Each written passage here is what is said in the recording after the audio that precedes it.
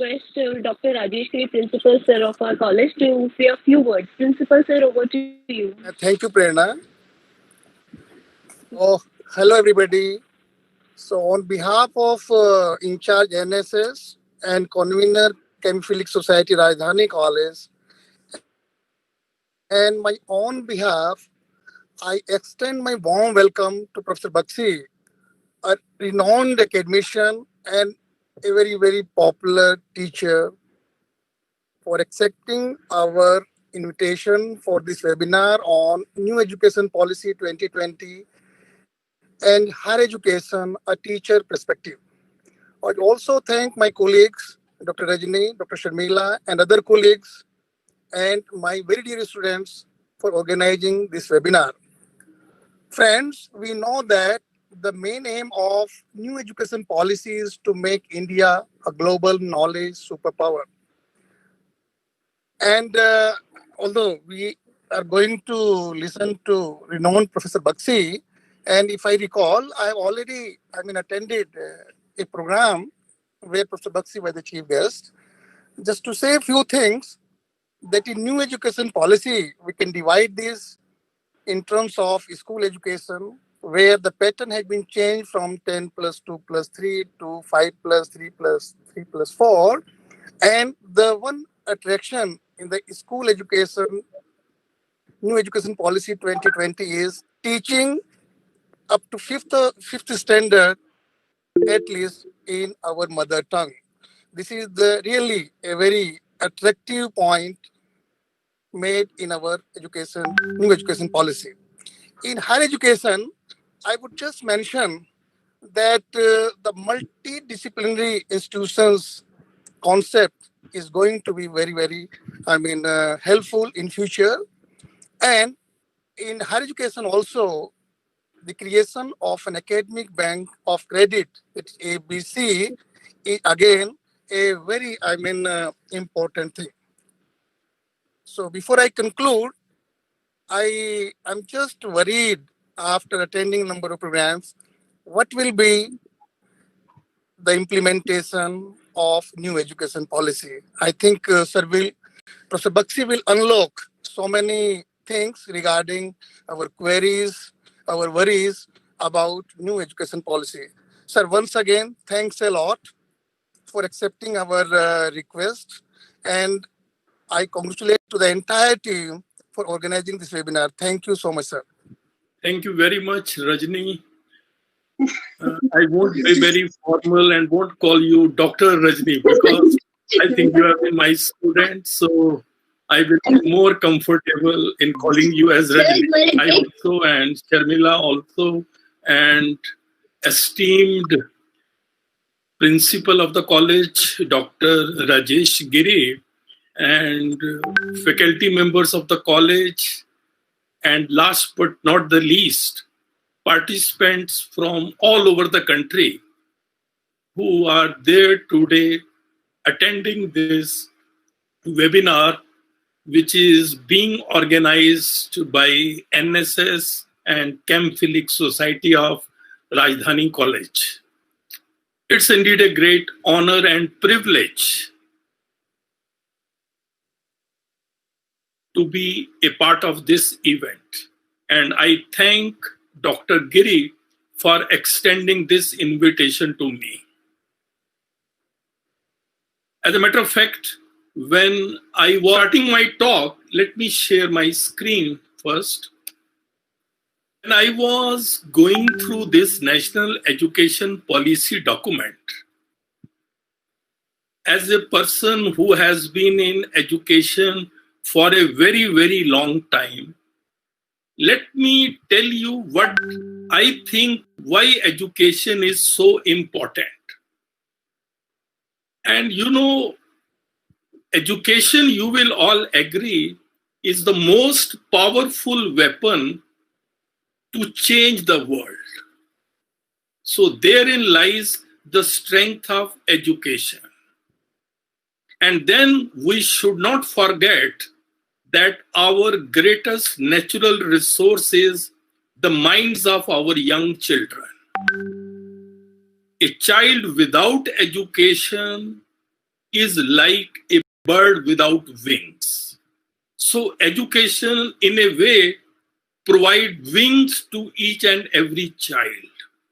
So that should be the purpose of education. And through education, ultimately one also hopes to get some good jobs. And this is some fact which we cannot afford to ignore.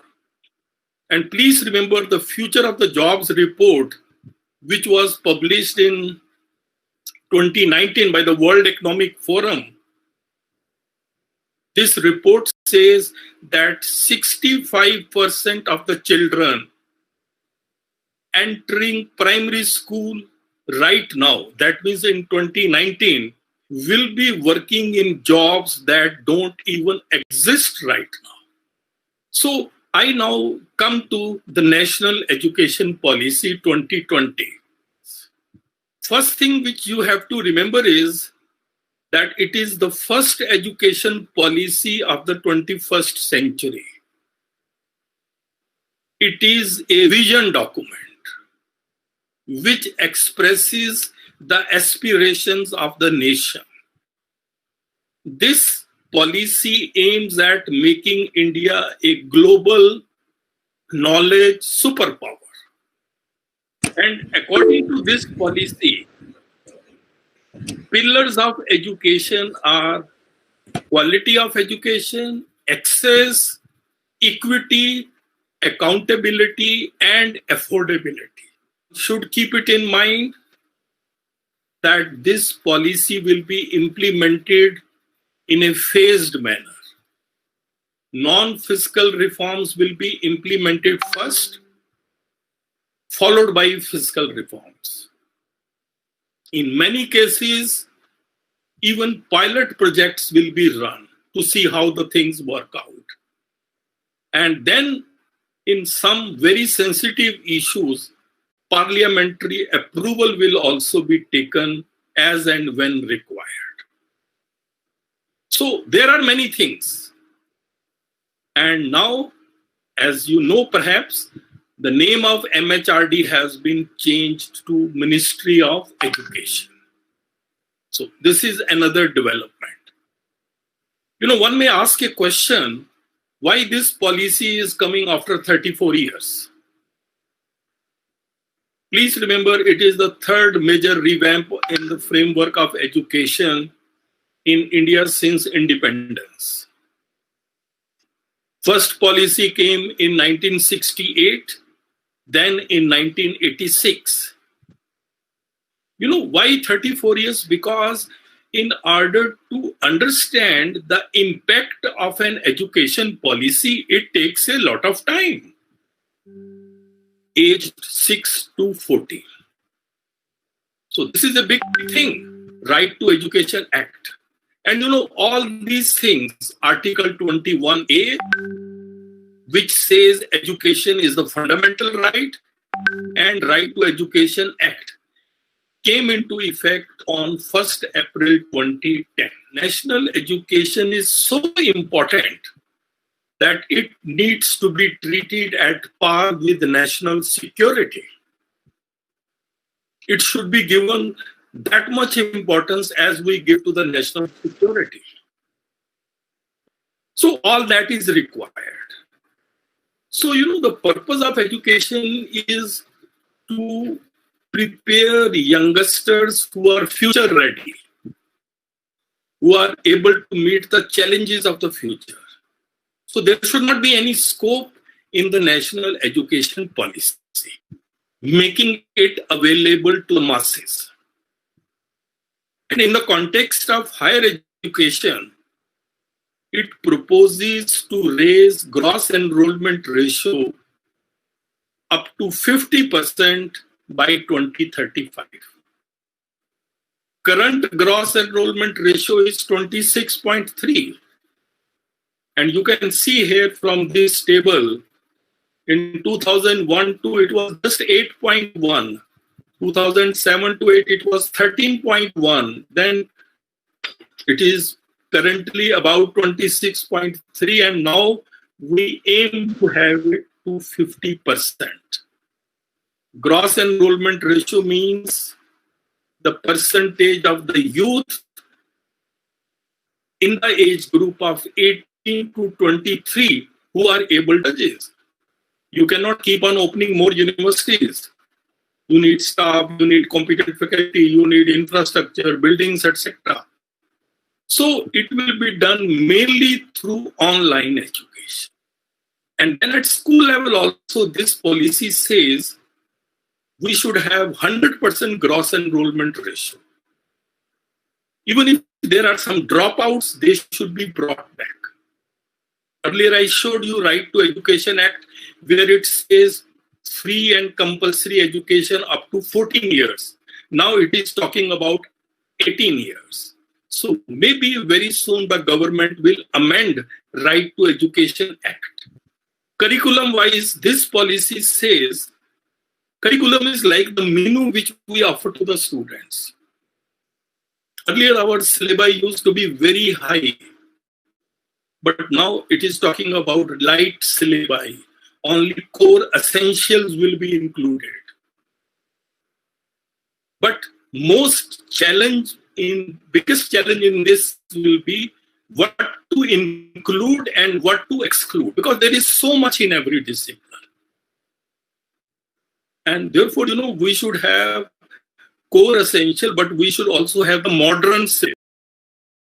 Another challenge and another important aspect in this education policy, which I liked, is that the focus of education will be shifted from rote learning to creative thinking, problem-solving skills, digital literacy, inquiry-based learning, experiential learning, and creativity and innovation.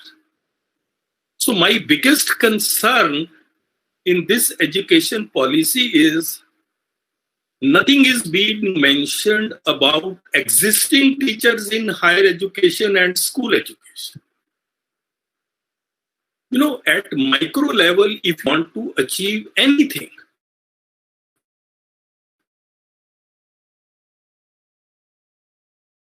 a lot of teachers till date, they had been National Education Policy of 1986. But suddenly now NEP 2020 has come, so they have different, goals, different objectives, and how they will be trained for that. Professional development of teachers is not mentioned. And one more challenge which is there in our system, and that is there is a crisis of creativity in Indian education system. I personally feel I have worked very closely with Nobel laureates and other people and seen how the people think and work. This is a very big problem in our system. For example, there is a dearth of creative minds. No Indian scientist working in India has been able to get Nobel Prize after 1930. After C.V. Raman, 90 years have passed. Why is it so? There have been some people like Khurana, Chandrasekhar, etc. But then they were working abroad, non-resident Indians.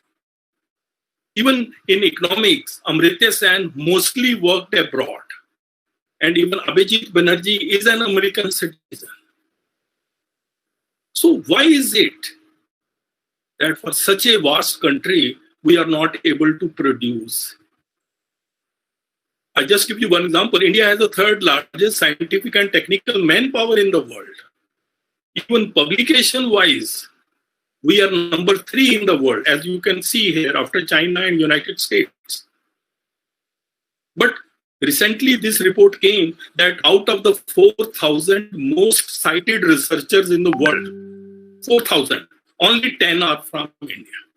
That is 0.25%. Although in this policy, to encourage research, they have created National Research Foundation. It is going to be an apex body for of country. It will do the funding part and so many things. I think it's very good. It's something like National Science Foundation, which we had in United States. But funding is also okay. Everything is okay. But research basically depends. Who will generate that? That's a challenge. We also have not only dearth of creative minds, even the research persons wise, we are quite less. Per 1 lakh of population, India has just 15. China has 111 and United States has 800. Now government is realizing that assessment drives learning. The way you start as students, your students will start learning in that education. This is a very good quote. Here the same exam, please judge multiple skills of the students. And now, as I said, and 4-year degree would be with research. But suppose you do BSc chemistry, something like the nomenclature is yet to come. If it is done with 4 years, it means you have done it with research. Then your MSc chemistry will be only 1 year. But if you have done BSc chemistry, etc., with 3 years, then MSc will be 2 years, and 1 year would be there of research.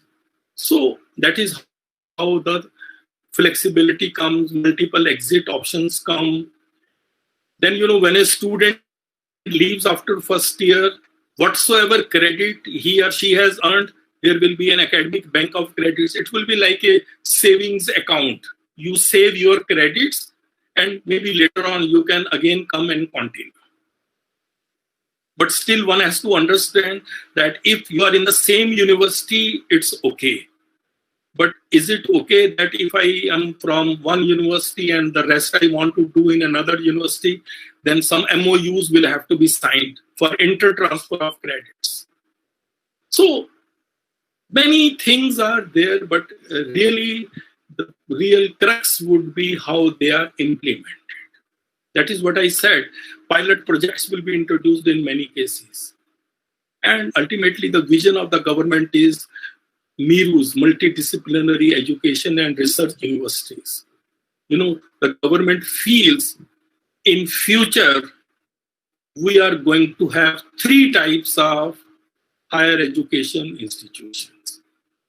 One will be research-intensive universities, which will focus on world-class research along with high-quality teaching across all disciplines. Second is teaching universities, which will be high-quality teaching universities across disciplines with significant content to research. And there will be autonomous degree granting colleges. They will be mainly doing high-quality teaching across disciplines, but at UG level. This is what the vision is at present. Then the government is also proposing national common test. Let's see how it works. Maybe this will be the only way for admission to universities in future. But some universities may say, because of that concurrent list, autonomy of the universities may be attacked. They may say, so since it is a central government policy, so they may start with central universities and later on state universities could also join. So how the things work, it is to be seen. All the colleges which are affiliated, that will be finished in 15 years.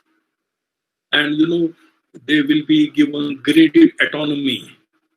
And over a period of time, these affiliated colleges will be developed either into an autonomous degree granting college or a constituent college. And it will start with the top ranked colleges, which are very high in NIRF ranking. They will be starting with them. So those will be de-affiliated first.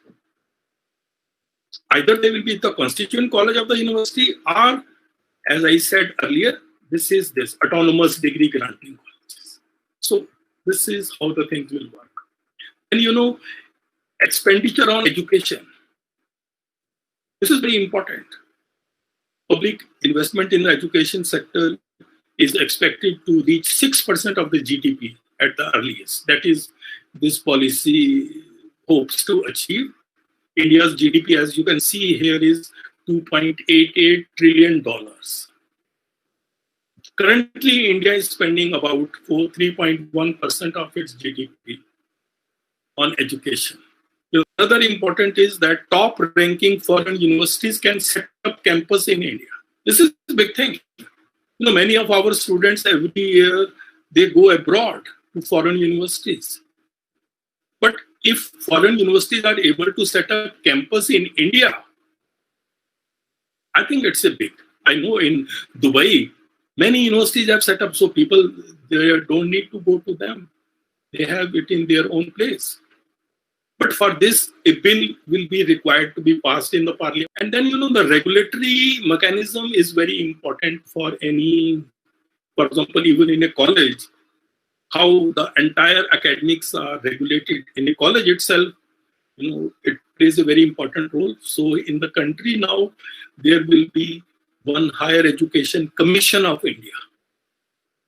If you look at the education policy, it talks about technology in education in a very big way. It says that the relationship between technology and education at all levels is bidirectional.